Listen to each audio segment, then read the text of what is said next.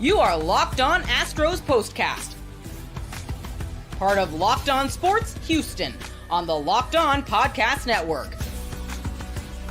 Your team every day. Oh my goodness, Houston, your national nightmare is this close to being over. The Astros are officially one game under 500 following a 5-2 defeat tonight against the Colorado Rockies. Not two. A 5-2 defeat of the Colorado Rockies tonight at Minute Maid Park. Now 39-40 on the season. Welcome to the Locked On Astros Postcast. Here tonight, I am your host, of course, Michael Connor. You can follow me, as you see there, on X at Connor Michael, where my finger is pointing right there. And you can join us after every one of these games. Astros win or lose. Rockets win or lose. Texans win or lose. Cougs win or lose. This is your channel for Houston sports right here. And we are growing rapidly thanks to you guys. We hit the 1,000 mark over the weekend. We are on our way towards 2,000 now. I think we're over 1,100. You guys have been awesome. So keep hitting that subscribe button. Keep sharing it with your family, with your friends, with everybody that you know, because we have good things to talk about. We actually might have a little bit of news real quick on the Rockets side, too. They made a trade tonight for some pick swaps, and sounds like they're priming themselves for a deal tomorrow night, draft night. We won't have that. Of course, check out the Locked On Rockets page. That is Jackson Gatlin. He'll have all the latest when it comes to the Rockets and the draft and what goes on with them. But tonight, the focus, of course, on the Astros, who go out there and, I'm not going to lie to you. I did my headline, for the title of the show tonight, like in the third inning, because it was 5-0. I didn't expect the Astros to only score 5 runs the whole game. I mean, when they hit 5 in the first inning, you expected them to go out there and just completely blow it out the rest of the way. But you know what? 5 is enough. And they won 5-2. Sure would be nice. I mean, look, at least he does it in games. It doesn't matter. And Josh Hader quit coming in and giving up home runs. But hey, I think I said it. I'd have to go back and listen to some of our shows from a few weeks ago. I was like, hey, you know what? By the end of June, they'll be back at 500. And then they hit a period where I was like, nah, not happening. And here we are, June 25th. Tomorrow's the 26th. They have 4 games left in this month. And let's just be honest with it. Tomorrow, when they play the Rockies, they should win again because they're facing a guy in Ryan Feltner who has a 6.02 ERA. I know that they're also going with their guy with an ERA over 6 with Spencer Arrighetti. But they should get back to 500 tomorrow. Tomorrow, game number 80 of the season. And even better on top of everything else, it's so wild. And again, we have talked about this a lot this season with this Astros team. The gift that keeps on giving, that is the American League West. And the Mariners, like a week and a half ago, were running away with this division. They had like a 10-game lead in the division.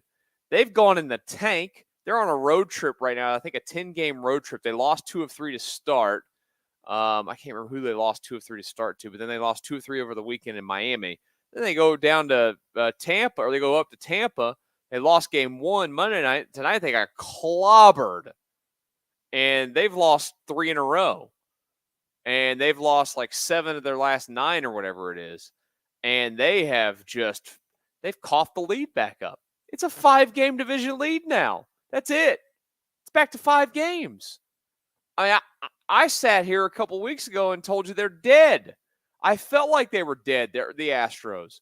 There's no other way to put it. The Mariners are starting to get it together. They can pitch their backsides off. But it was like a 10-game lead. How did this happen so quickly? For one, the Astros started taking advantage of a very easy schedule. Yeah, how about this? This was last week, guys. This was a week ago today. Tuesday, June 18th, after a loss to the Chicago White Sox, the Astros fell to 10 games back in the American League West. And within a week, they've cut it in half. And hell, they've had off days in the mix too. Incredible. Seattle, the way that they're going now, this could be a 4-game division lead by tomorrow. How wild is that? I didn't see it coming. There will be a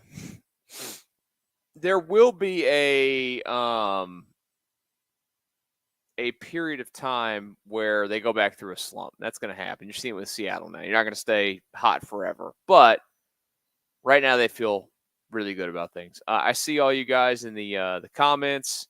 I did see one from Mr. Thunder asking why the Astros would bring Hader in a non-save situation. Well, I mean, look, I'm not going to fault a guy. Here's the thing. The Astros have days off. They had a day off yesterday, and they have a day off again on Thursday. You know, I don't – guys are going to throw a bullpen, throw a side session, whatever. I don't care, to be honest with you. I mean, they're paying the guy $95 million. I'd use him every day if his arm allowed me to be honest with you. So, you know, reasoning, you don't want to go burn. You don't want to go burn. Sorry, I got distracted. My wife turned the shower on. I never heard the shower turn on from this room where I do the show, and it just completely freaked me out. But the Astros were just in a spot where they just wanted to get the win. And, you know, it is what it is. I don't know if it'll affect Hader's availability for tomorrow. I doubt it will. He's also been a guy that's, if you read the article earlier this season, you know, where he talked about how he kind of put himself in a spot where he limited how much the Brewers were allowed to use him. He's full go with the Astros. He's given them the green light to use me whenever you want. You committed to me. You paid me the money that I was looking for. It's full go. So, you know, that's I think more than anything what happened there. And the other update in the West tonight, the Rangers lost as well, which, you know, you still keep an eye on. They fell another game back, so they're 6.5 back, so they're a game and a half behind the Astros. I don't think they're going to figure it out like the Astros are clearly figuring it out. And you know what the biggest tell is on the starting to figure it out? You go look at the run differentials. Astros scored more runs than anybody in this division. They've scored 355 on the year. They got a run differential plus 21. The Mariners have now fallen down to plus 8. They've only scored 320 in terms of the runs. I mean, the Rangers have scored more runs than the Mariners have this season. That's been their problem. Is the Mariners can't score runs. They're terrible. And here we are. The Astros are finally – I mean, honestly, if you felt this good about the Astros lineup on any given day than they are right now, Altuve's back going. The one thing I would say for Altuve that I'd like to see a little bit more of, if you have noticed, his OPS number has stayed down. And his on-base percentage has been a little bit low because he is not taking any walks at all right now. I know Chandler Rome of The Athletic wrote a story about it today, quoted a lot of guys, including Bregman, about, hey, we're swinging way too much. Their walk rate as a team this year has plummeted. They still don't strike out a lot. I mean, heck, tonight they only struck out 4 times, but they walked twice. You know, it's just something to keep an eye on that you'd like to see more of. Bregman, by the way, continues to – he just had the one hit tonight, but he got on base a couple of times, of course, drove in a run. His bat's been really good. Jordan's been good of late. Yiner, you know, a little bit up and down, but that's been pretty good. At some point, you know, you think Jeremy Pena will get a result. He hit the ball hard to center field 3 times tonight, had 3 outs. Jake Myers, I know it's been way up and down. You're not going to count on Jake Myers, but he has been really impressive. Chas McCormick gets a couple of runs batted in tonight as well. I was interested to see how Loperfido would do against a lefty tonight, but didn't get any results out of it for him. But that's okay. You know, you got to give it some run before you see it. And look, credit to the other side tonight with the Colorado Rockies there with Gomber. I mean, the guy was, god-awful. He looked like he was going to give up like 10 runs in the first couple innings of this game, and they were going to blow through all their bullpen tonight. And he settled in. I think he retired, 12 or 13 in a row there one stretch. I mean, just pretty darn good for a guy that was getting absolutely lit up there in that first inning. But celebrate your Houston Astros. 1 game under 500, a feat that felt like it was never going to come based on the way they started. I mean, this is a baseball team that we know what they did in the month of April. It was so darn awful. They finished that month of April at a record of 10-19. The next night they fell to 10-20. I mean, They at one point fell to 12-24. They were down in the dumps, and here they are with a chance tomorrow afternoon at Minute Maid Park to get that record back even at 40-40 on the season. The man that we've not talked about tonight that was brilliant once again for the Astros was the man on the mound. That was Hunter Brown. We'll discuss his brilliance again tonight after this brief message. First up, it's FanDuel, and it's summertime, which means we got a lot of baseball going on, and you can bet on it all right now on FanDuel. Right now, new customers get $200 in bonus bets with any winning $5 bet. That's right, you heard it right. That's $200 you can use to bet on everything from, well, who's going to hit it out of the ballpark to who's going to win the ball game. Visit FanDuel.com/lockedon and add a big win to your summer bucket list. FanDuel, America's #1 sportsbook. Before we get back to our Astros discussion, I want to tell you about PrizePicks, the #1 daily fantasy sports app. And if you've not played it yet, what are you waiting for? Put together your PrizePicks lineups. You put together your picks for the day. You're basically going in there on the projections, picking more or less on these players, and it makes the games a whole lot more exciting. With PrizePicks, you could turn $10 into $1,000 in a single game watching your favorite sports this summer.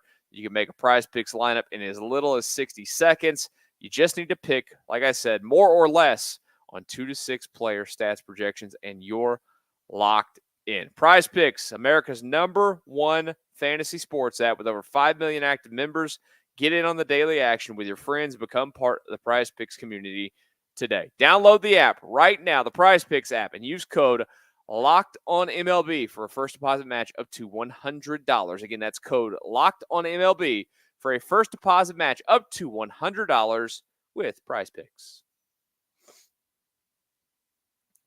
Thank you for joining us tonight for the Locked On Astros Postcast on a Tuesday night following a victory for the Astros where they roll right past the Colorado Rockies 5-2 to get to 39-40 on the season. They'll be back at it with a little day baseball. I forgot it was day baseball tomorrow, to be honest with you.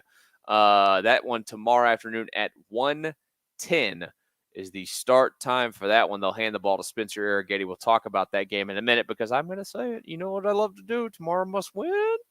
Is it a must win? We'll talk about it in a minute. Let's talk about Hunter Brown. Hunter Brown has, when you talk about a complete flipping of the script for a season, he was so bad. I mean, so bad. And it is unbelievable that he turned his season into this. He had pitched his way, and I know I tweeted. I still need to go. I keep saying tweeted it, of course. What are we calling it when it's on X? Is it Xing it? I'm not doing it. I'm telling you, I'm still not doing it. I tweeted it earlier in the year that I'm good on watching Hunter Brown pitch anymore or something. Like, whatever it was I said, I know that I was like, hey, I'm done. I'm finished. And for good reason. I mean, look. He's now 5-5 on the season, 4.37 ERA, 6 shutout innings tonight, 7 strikeouts, 3 walks. And, you know, that 6th inning there got tough for him. You could see, I mean, my God, if there's anybody out there watching right now in the comments that was at the game, or, you know, you're watching this later, comment on it. Was the air conditioner not working at Minute Maid tonight? Hunter Brown looked like he jumped in a pool between innings and came back. He's just like, his hat was soaked all the way through. I know that you sweat, and with the pitch clock and everything, like, you know, it's you're going to work up a lather, and we see some guys do it more than others. I don't recall him ever being that sweaty, though. I kept catching my eye. I'm like, his hat looks like it needs to be, like, wrung out. It's dripping off the brim. He's sweating that much. So maybe the air conditioner was out or something, or not working properly or whatever. Maybe they're just trying to cut some bills over there at Minute Maid Park. They probably weren't expecting a big crowd tonight. The crowd looked good for a Tuesday night against a god-awful Colorado team. I mean, that team is so bad. They had 35,000 tonight at the game. Was there a promotion or something to give away? I don't even really know. But, hey, good for you guys. Get out there, watch your team, do what they do, And yeah. Okay, so you guys said it was hot. Well, yeah, I mean, I know it's hot outside, but like they have an air conditioner for a reason. Now, I will say for the years that I've been down there, oh, it's right, Dollar Dog Night. I forgot about Dollar Dog Night. I haven't partaken in a Dollar Dog Night in probably 5 years. So, congrats to any of you that devoured Dollar Dogs. But they close the roof sometimes too late. They might have done that.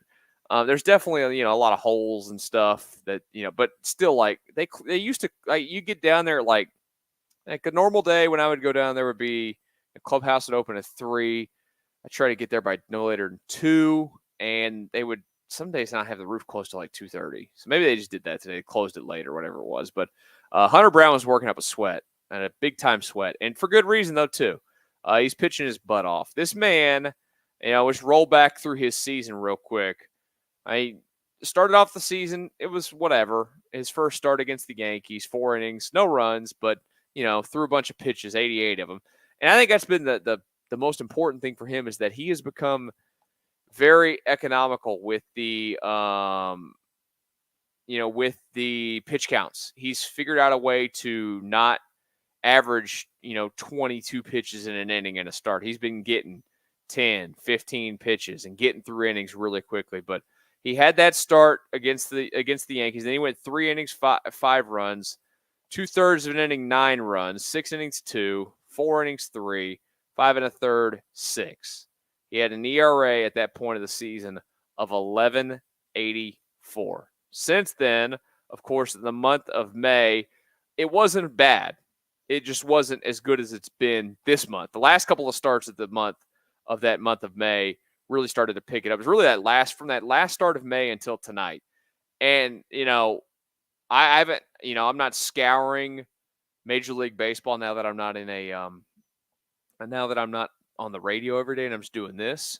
I'm not scouring the league as much. I would imagine Hunter Brown will be awarded the American League Pitcher of the Month for the month that he just put up in the month of June. 5 starts, 4-0, 31 innings pitched, 36 strikeouts, 8 walks, had an ERA of 1.16, gave up a total of 4 earned runs in the month, 3 shutout performances, including tonight, the shutout performance against the Tigers and the Angels as well. Gave up 3 in that first start of the month, then gave up 1 in his last start, of course, to Chicago. And he struck out at least 6 batters in every game and 7 in all of them but 1. Unbelievable. His power sinker has been awesome. His cutter at times is an absolute weapon. He's completely changed his arsenal, and it has become a lethal arsenal for Hunter Brown. And I'm just as happy as anybody else can be and as surprised as anybody else can be because he looked nothing like this guy tonight. And a guy on the way, or this season, by the way, that was, or tonight, I should say, was throwing a fastball probably harder than we've even seen him. I think it was the hardest pitch he's thrown this season multiple times. He's running up 99 miles an hour early in the baseball. He's running up 99 miles an hour in the middle of the game as well. He's got that in him. We know that. Where would this baseball team be right now without him flipping this switch? Him, Ronel Blanco. I know the Fromber topic is just he's the guy that's the punching bag, but like you just go look at his game logs and it's like 3 bad starts and the rest of them are great. But people just love to hate him and it makes no sense half the time. It is what it is. But between those 3 going out there and doing their thing, they need it to continue. That's the most difficult part. And that's the thing that I've liked a lot. And really for Hunter Brown and for Ronel Blanco as well. To see them not only have this success, but find a way to start sustaining this success. Any pitcher at the big league level can go out and have a game. They've got the stuff.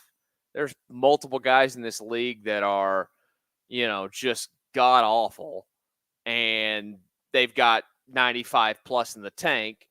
And one night they could go out and they're having the best control of their career and they're spinning it or whatever, and then go out and shut you down. Happens all the time. But to be these guys Blanco, and Brown. And now, look, Brown was a highly touted prospect, always expected to be great. Of course, was really good early. Last year was pretty good early on, then fell apart in the back half of the season.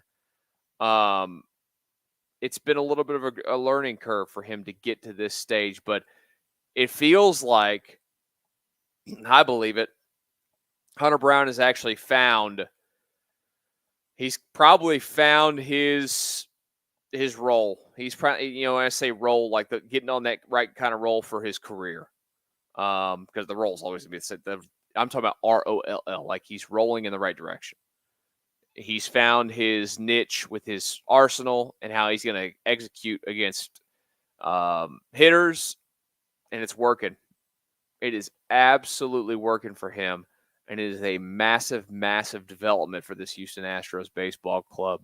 We got a lot more to get into before we get out of here tonight, including tomorrow's baseball game. We got to talk about tomorrow's baseball game because we've used the question a lot this season when the team has had, the chance to sweep a series or the chance to win a series. Is tomorrow a must-win baseball game for the Astros? We'll talk about it in just a brief second.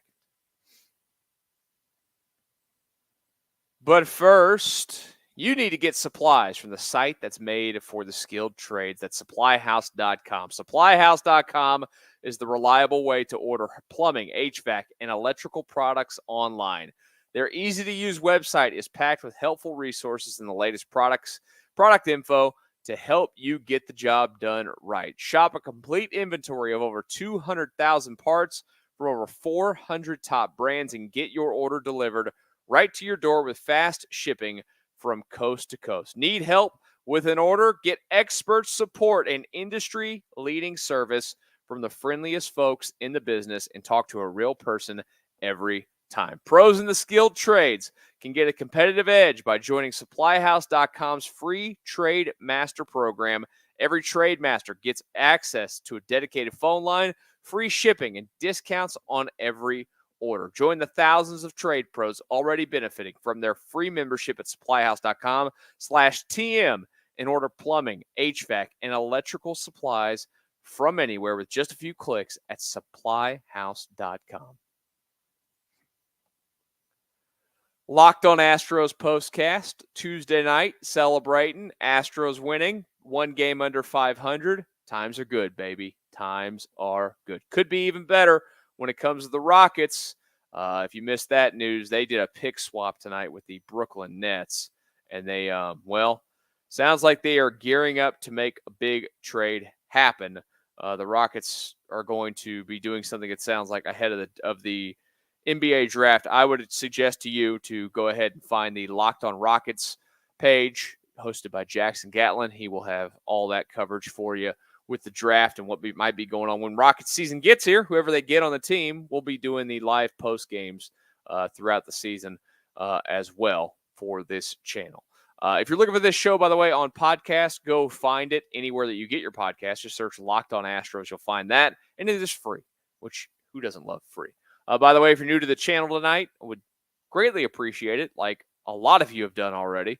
Please hit that subscribe button. We keep growing this channel, keep on going, and this will be a big party. This has been really good. It's a 4-game run now. I know it got tough with the team not doing well and everything, and you have your lulls here and there.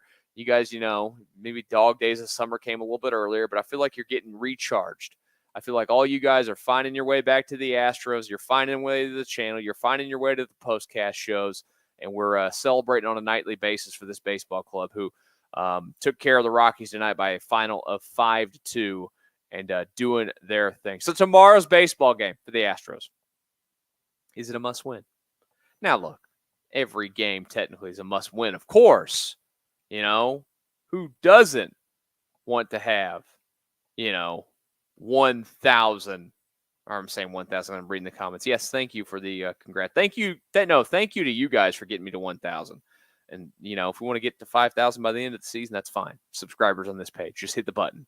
And I'll just, high five you right there through the camera. But this baseball team needs to win tomorrow. Simple as that. They need a victory. to get that 500 mark taken care of before you have to hit the road, and it's a lengthy road trip, 10-game road trip, to have the chance to go on the road trip, to start the road trip off with a win that puts you back above 500, or I shouldn't even say back above 500. This team has not been above 500 once this season, not one time at all. They weren't even, the closest they were was 0-1, right? Yeah, that's it. Since then, it's just been a nightmare. This just feels like a game you need tomorrow in the worst way possible. Set yourself up for a road trip where you're going to New York to face the Mets, who slugged it out tonight against the Yankees. But you go to New York for 3, then you go to Toronto for 4. They're a disappointing team. They're in last in their division, but you can never look past them because they can still hit the ball over the fence a little bit. So, that series could be interesting for 4 games, and it's a 4-game series. You never know with those 4-game series. Then they finish it with 3 in Minnesota against the Twins, who have been, a good baseball team this year. They're a wild card team right now in the American League. You can get above 500 with a cushion on this road trip. This team is capable on a 10-game road trip against those kind of teams, especially of going 7-3. Is it likely they'll go 7-3? No. But if they have a 6-4 road trip, that would be a success. And it would be a huge success to go 6-4 on that road trip if you started it off by entering that road trip 40-40 and getting that win tomorrow against the Rockies, which again is a game that it feels like you absolutely should win. And, I think you will win. Simple as that. I'd be a little bit disappointed if you lose to a team that, I'm going to be honest, I don't know how they've won 27 games this year, the Rockies. They are just so sloppy. Everything about them is so sloppy. Their catcher back there, he couldn't catch the dang ball to save his life. I got a text from somebody during the game, I don't even know any of these players' names. And the Astros have played them this season. I'm like, yeah, I could probably name you 5 of them. They're what a franchise. I don't know how Denver is a beautiful, wonderful city. It's one of my favorite. I've told you guys this is my favorite state outside of Texas, the state of Colorado. It's an unbelievable ballpark. I know that's not great for pitching, but their ownership up there, they don't even try. And they've had Bud Black in that job for years, and they just hand him money to go out there and watch his team lose because they don't try to win. It's crazy. It's absolutely crazy. That could be a great baseball market. Absolutely great baseball market if they figured some things out. But that's their problem, not the Astros' problem. So again, tomorrow, the matinee, must win for the Astros. And I think you guys probably feel the exact same way. Thank you so very much for joining us again tonight here on the Locked On Astros Postcast. You guys have been showing up and showing out, and I appreciate it. Please hit that subscribe button before you leave us. If you're new to the channel, we appreciate all of you joining us along the road. We're here after all the games.